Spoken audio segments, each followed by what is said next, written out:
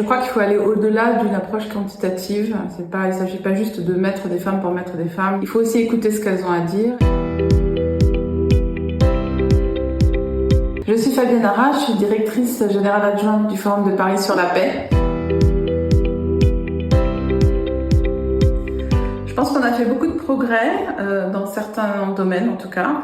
Il y a plus de femmes en politique aujourd'hui qu'il y en avait avant. Il y a beaucoup de pays qui ont entrepris des réformes de politique publique pour permettre aux femmes d'être mieux représentées. C'est aussi le cas un peu dans le secteur privé. Il y a aussi des chiffres très encourageants de l'aide publique au développement qui maintenant inclut vraiment de manière systématique l'égalité des genres. Et puis dans beaucoup de pays du monde, on a vu aussi une baisse de la mortalité maternelle, ce qui est vraiment une excellente nouvelle. Maintenant, évidemment, il y a beaucoup de menaces aussi, beaucoup de risques. La situation des femmes, elle est toujours un tout petit peu fragile. On voit que dans certaines sociétés, il y a un mouvement conservateur très très organisé, très bien financé, qui remet en question un certain nombre de droits fondamentaux, par exemple le droit à l'avortement, et ça c'est vraiment très inquiétant, il faut rester très vigilant sur ces sujets. Dans le monde, la pandémie du Covid-19 a énormément impacté les femmes et les filles en particulier. Il y a eu une résurgence ou un accroissement de l'extrême pauvreté, notamment chez les femmes, un recul des ODD et notamment de l'ODD 4, qui est l'ODD sur l'éducation. Il y a une certaine déscolarisation des filles et dans certains pays, ça veut dire qu'elles ne retourneront jamais à l'école, qu'elles seront mariées plus tôt, etc. Donc ça a été assez catastrophique de ce point de vue-là. Et puis bien sûr, il y a des situations de violence aussi, violence physique, violence sexuelle qu'il faut pas oublier. Moi, je pense beaucoup aux femmes du Congo RDC qui ont suivi des campagnes de viol massifs, le viol étant utilisé comme une arme de guerre et une arme de soumission, de destruction de la fabrique sociale. Je pense aux femmes en Iran qui ont été extrêmement courageuses et qui sont admirables. Je pense aux femmes en Afghanistan qui ont vu un recul très fort de leurs droits depuis que les talibans sont revenus au pouvoir et on pense beaucoup à elles.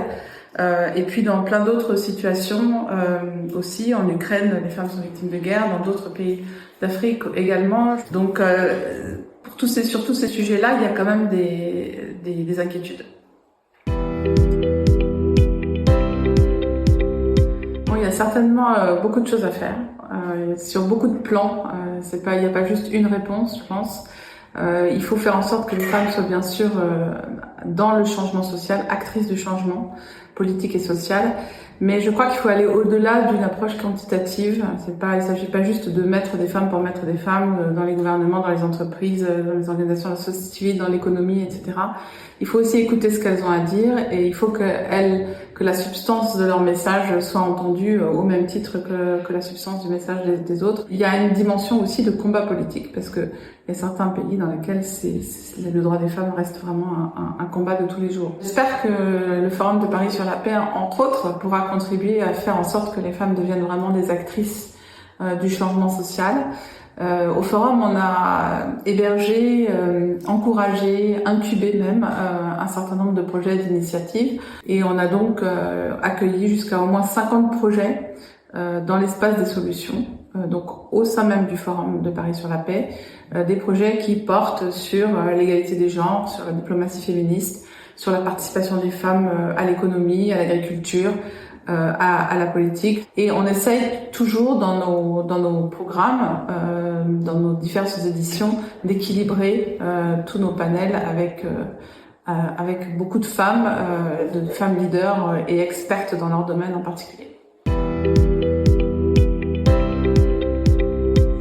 Alors, je me dois d'être optimiste parce que j'ai une petite fille qui a 10 ans et j'espère pour elle qu'elle sera un individu libre, que sa marge de liberté augmentera et qu'on la considérera pas juste comme une femme, mais comme quelqu'un qui, comme je disais tout à l'heure, a quelque chose à dire et quelque chose à contribuer. Et puis un message, oui, j'en ai un. On est dans un monde qui est de plus en plus digitalisé, numérisé, un monde de machines en fait, qui est gouverné par des algorithmes. Et je pense que ce monde-là va nous entourer de plus en plus, nous accompagner de plus en plus. Donc j'espère vraiment qu'il y aura aussi une égalité homme-femme dans le codage de ces algorithmes, le codage de ces machines. Si les machines doivent prendre de plus en plus de contrôle sur nos vies, il faut que la voix des femmes ou l'action des femmes soit vraiment représentée là aussi.